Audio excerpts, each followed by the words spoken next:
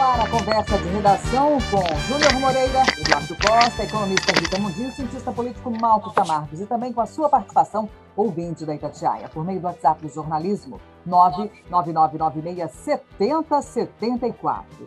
A Justiça tira de médico a guarda dos 5 filhos do promotor preso suspeito de matar a mulher em Belo Horizonte, concede Eduardo Costa a tutela ao advogado da família. Bom dia.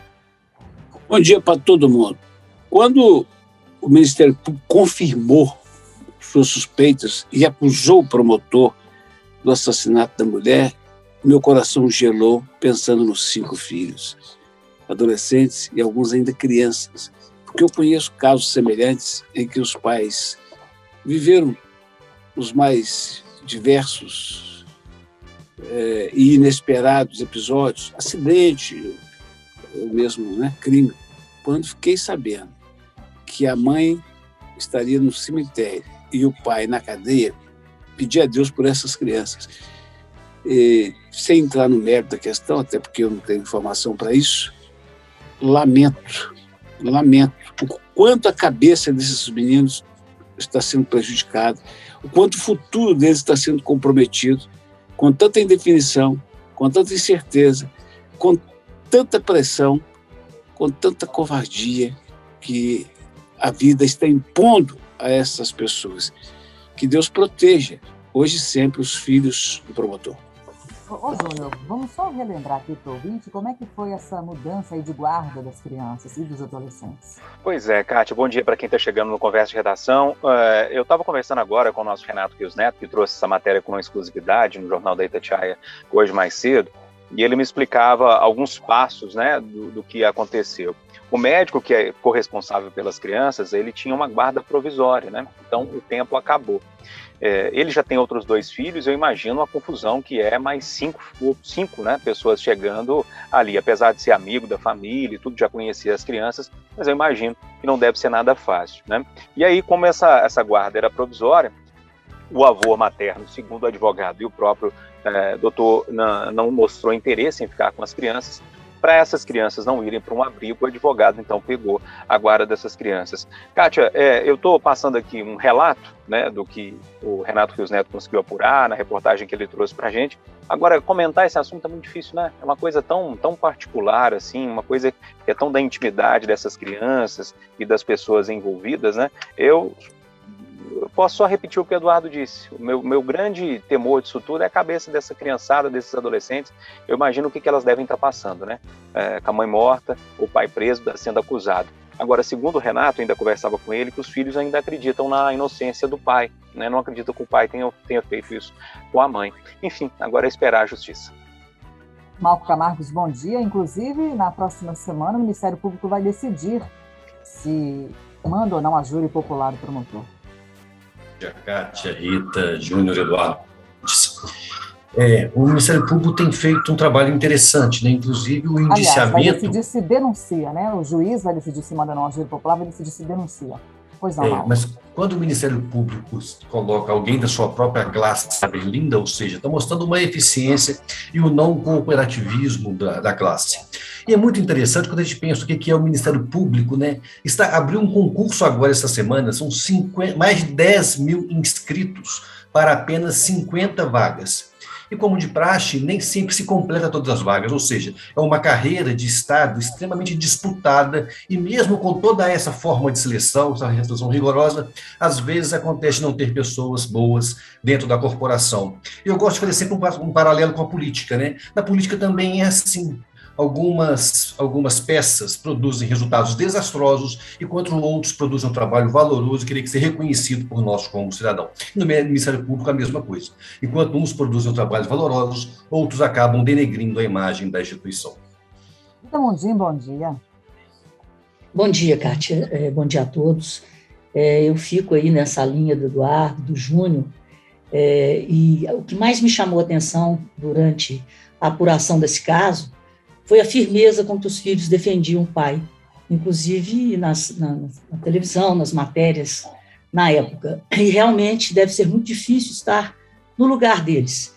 E também da família da mãe, porque a família da mãe, inclusive, não ficou com a guarda logo depois da morte da mãe. a guarda já havia sido delegada a esse médico amigo da família. Então, é uma situação muito triste, e eu diria que é uma tragédia depois da tragédia. Uma tragédia familiar e uma tragédia na formação e na criação dessas crianças que precisam muito de aconchego, de amor e de paz para entenderem o que aconteceu com seus pais. Ô, Júnior, a Justiça está exigindo a retirada de lixo da Lagoa da Pampulha. Kátia, difícil esse assunto, porque pode exigir, né? Vai exigir. Eu, Kátia, como sou escravo da clareza, do português claro, e como a população vai entender, é o seguinte: o grande problema da Lagoa da Pampulha não é a retirada do lixo de lá, né? Ou a retirada do cocô que tem lá dentro, para ser bem claro, né? O problema é o cocô que chega todo dia ali. Não adianta você tirar um caminhão de lixo se chegam 3, 4 caminhões todos os dias. Então, eu acho que é uma questão de enxugar gelo, e a gente está vendo isso anos e anos aqui.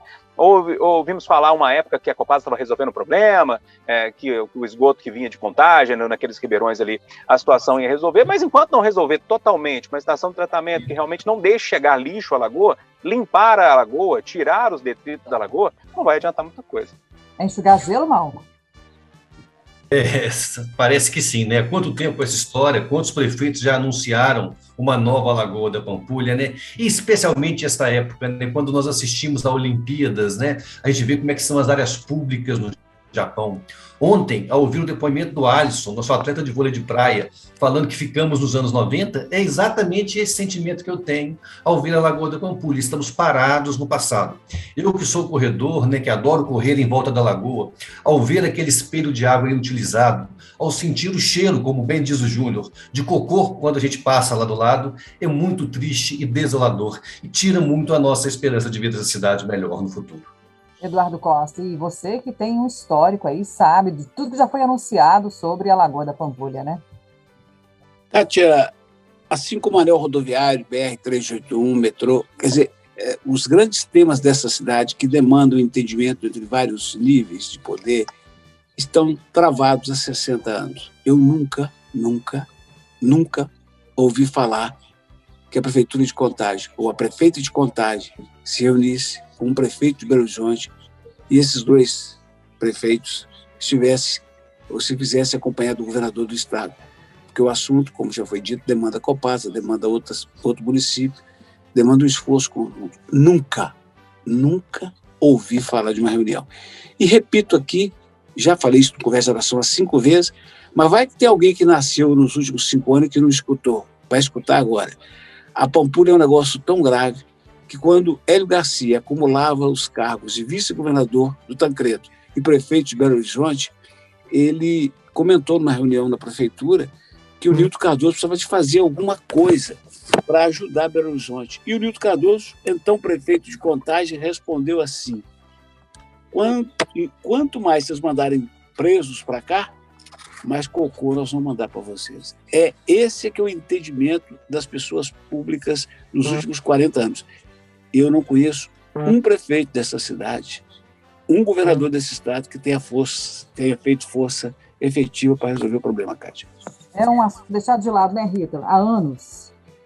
Eu diria que a Lagoa sintetiza o Brasil, porque é um equipamento público de uso da população e ninguém está nem aí, né? A vontade política, as decisões políticas para melhorar esse equipamento público, porque os problemas são estruturais. E todo problema estrutural, ele envolve, como disse o Eduardo Costa, diálogo e mais de um agente envolvido na solução desse problema. Mas os políticos preferem defender fundos eleitorais, preferem defender dinheiro para os partidos e para as famílias, né, aqueles mais corruptos, diria eu, do que cuidar do bem comum. E o Estado, o poder, né, de municípios, Estado e da União, ele é constituído em prol da sociedade. E isso não acontece no Brasil. E é um problema estrutural que é necessário que a gente tenha em mente que o mundo mudou. E a Lagoa da Pampulha, ela passa pela questão da sustentabilidade. E a Lagoa da Pampulha vai retratando no tempo a falta de condições de sobrevivência da própria população. porque não existe preocupação com o meio ambiente e com o social.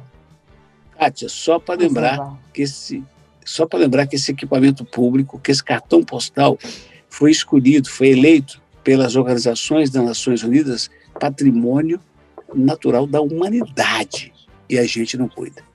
Pois é. E aí, Eduardo, eu fico sempre pensando, esse título ele não corre risco diante das condições da Lagoa da Pampulha? Mas, claro, qual foi o esforço que você viu das autoridades para desmanchar o puxadinho que o IAT fez e que foi denunciado como condição básica para a manutenção desse título?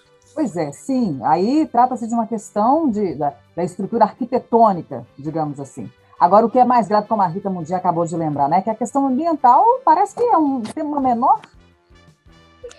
Pode continuar patrimônio da humanidade e entrar para o livro dos recordes, como o lago mais fedorento do mundo. Como patrimônio do dejeto da humanidade, né? O que é muito triste também, né? Pois é, só fazendo uma observação aqui, Júnior e colegas da conversa de redação, sobre o primeiro tema, lá no caso do promotor de justiça, no caso do Lorenza, é que na próxima quarta-feira o Tribunal de Justiça vai decidir se torna o promotor André de Pinho réu pelo caso, pelo assassinato da esposa. Levantamento descobre quase 500 problemas no serviço de abastecimento de água em mais de 30 cidades mineiras, Rita Mundim. Pois é, né? Falar dentro do mesmo tema, da sustentabilidade. Existe no Brasil, isso é comprovado, uma perda enorme na distribuição de água. A água hoje é um bem escasso e ele tem que ser bem gerido. Então, a gestão, ela se faz necessária no tratamento, na captação, no tratamento e na distribuição da água. Então, esse tipo de coisa, ele tinha que, é necessário vigiar, né? Vigiar com protocolos bem claros e bem definidos todos esses equipamentos, né? De captação, de tratamento e de distribuição de água, porque a água está se tornando um bem extremamente escasso e tem que ser preservado na sua totalidade. Então, esse tipo de falha, elas têm que ser apuradas e sanadas o mais rápido possível. Ô, Júnior Moreira, e a gente já está vendo efeitos, assim, claros dessa estiagem aqui em Minas Gerais. É verdade, Kátia. Hoje tinha notícia, inclusive, do Rio das Velhas, né, com um problema, inclusive, de abastecimento. Kátia, mas na questão da Copasa, é lógico que tem a ver com tudo, mas você fica na redação todos os dias ali, qualquer um fica na redação. A Itatiaia, gente, o telefone da Itatiaia especificamente é um para-raio de problemas, né?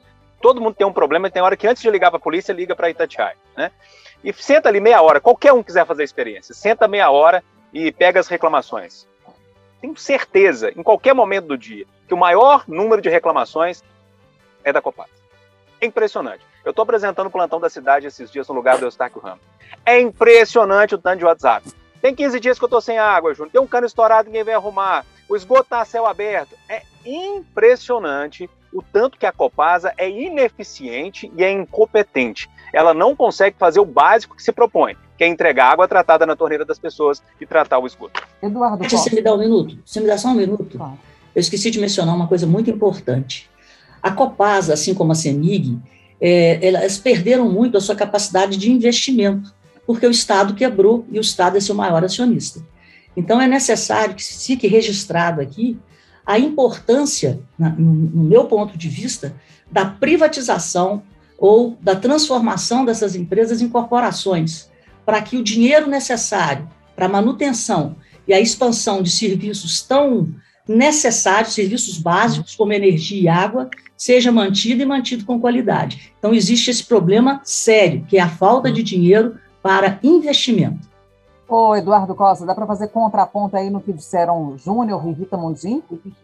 Não, eu acrescentaria que a Copasa paga um altíssimo preço por suas empreiteiras, que fazem coisas do arco da velha, e paga, às vezes, preço por outras razões que não são sua culpa, como, por exemplo, um ouvinte indignado que denunciou um vazamento um absurdo naquela ocupação de Isidoro, que ninguém vai lá, ninguém toma providências.